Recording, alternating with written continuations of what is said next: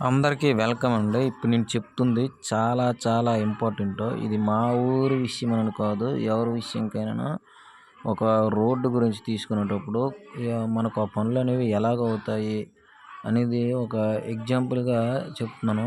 ప్రతిది కూడా ఒక దేవుడి స్క్రిప్ట్ అనుకోవచ్చు. నేను అనుకున్నది 2014 నుంచి ఈ రోడ్డు గురించి నేను ఫోకస్ పెడితే, భగవంతుడి దయ 2024లో గవర్నమెంట్ మారి టీడీపీ గవర్నమెంట్ వాళ్ళు వచ్చింది.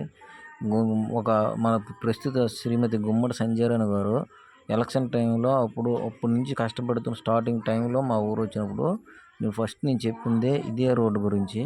మేడం గారికి అవకాశాలు రాక ఎమ్మెల్యే టికెట్కి 2 సార్లు కూడా రాక చివరగా ఇప్పుడు వచ్చింది. మేడం దేవుడు చూసి ఎమ్మెల్యే అయ్యారు, మినిస్టర్ అయ్యారు. ఆ విధంగా అయిన తర్వాత మా మండలంలో కూడా ప్రస్తుత పార్టీ పొజిషన్ అయితే చాలా బాగుంది, అంత చక్కగా ఉంది. తర్వాత రోడ్లు కూడా ఫోకస్ గవర్నమెంట్ పెట్టింది. ఆ విధంగా ఇప్పుడు అనేది కళ నెరవేరుతుంది.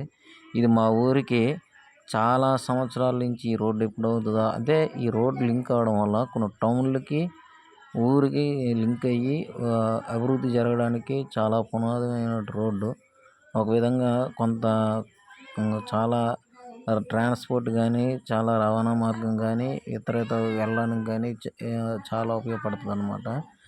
ఇక్కడ జరుగుతుంది. ఇక్కడ ఆశ్చర్యం ఏంటంటే 10 సంవత్సరాల నుంచి మేడం గారు ఏదైతే సజెషన్ అయితే కష్టపడ్డారో ఆవిడ ఆ విధంగా వచ్చింది. నేను ఏదైతే ఫోకస్ చేశానో వెంటనే మినిస్టర్ అవ్వడం, తర్వాత ఇక్కడ రోడ్ శాంక్షన్ అని 2 కరెక్ట్గా ఒక వింతలా జరిగాయి అన్నమాట. చూడండి, ఊర్లో ఉన్న కార్యకర్తలు, నాయకులు, మా మండలు నాయకులు వేణుగోపాల్ గారు వచ్చి శంకుస్థాపన చేసి పనులు ప్రారంభించారనమాట. ఇలాంటి వీడియోస్ కోసం సబ్స్క్రైబ్ చేయండి, లైక్ చేయండి, షేర్ చేయండి.